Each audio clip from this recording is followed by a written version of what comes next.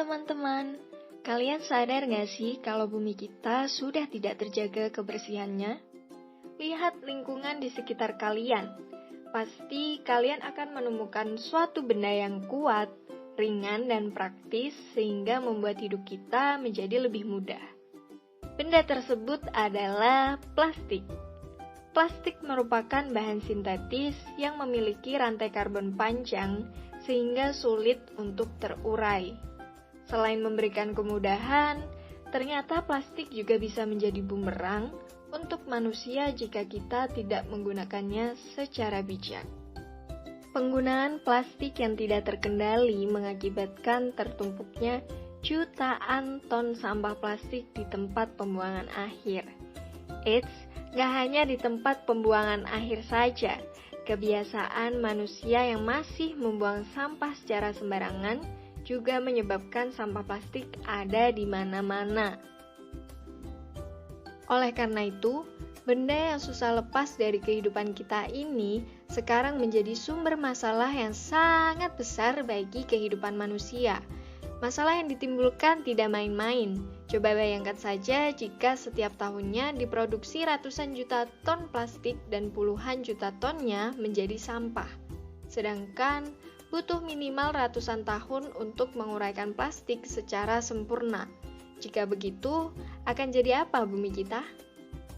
Jika kita seenaknya menggunakan plastik, maka akan terjadi pencemaran di udara, sungai, tanah, dan lautan. Sifat plastik yang ringan membuat plastik mudah terbang ke lautan dan sungai.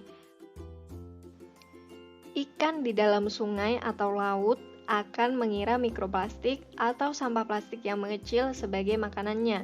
Sehingga ketika kita memakan ikan, maka sampah tersebut ikut masuk ke dalam tubuh kita yang tentunya bisa menimbulkan berbagai macam penyakit. Selain itu, sampah plastik yang tertimbun di dalam tanah dapat membatasi ruang gerak cacing dan makhluk lainnya yang dapat menyuburkan tanah. Saking banyaknya jumlah plastik, membuat beberapa pihak mencoba untuk memusnahkannya dengan cara dibakar. Tetapi proses pembakaran yang kurang sempurna dan tidak mengurai partikel-partikel plastik akan menghasilkan dioksin di udara. Bila dioksin dihirup oleh manusia, maka manusia akan rentan terhadap berbagai penyakit, di antaranya kanker, gangguan sistem syaraf, hepatitis, pembengkakan hati, dan gejala depresi. Bagaimana cara kita untuk mencegah pencemaran akibat plastik? Jika hanya membuang sampah pada tempatnya, hal itu belum cukup efektif untuk mengatasi permasalahan ini. Yang harus dilakukan yaitu reduce atau mengurangi pemakaian plastik. Contohnya, membawa botol minum sendiri dari rumah. Contoh selanjutnya, ketika kalian berbelanja, kalian juga bisa membawa kantong belanja sendiri. Dengan begitu, jumlah sampah plastik yang kita hasilkan akan semakin berkurang. Yang kedua adalah reuse, yaitu menggunakan kembali. Jika kalian memiliki plastik yang dapat digunakan dengan fungsi lain, jangan dibuang dulu, karena benda plastik seperti botol bekas masih bisa digunakan untuk pot tanaman hias yang dapat mempercantik rumah kalian. Yang terakhir yaitu recycle atau mendaur ulang.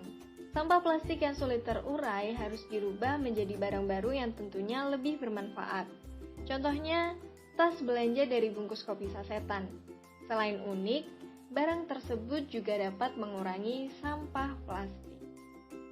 Ketiga cara itulah yang akan membantu kita merdeka dari sampah plastik. Jadi, tunggu apa lagi? Mulai langkah baik dari diri sendiri. Sekian dari saya, semoga bermanfaat.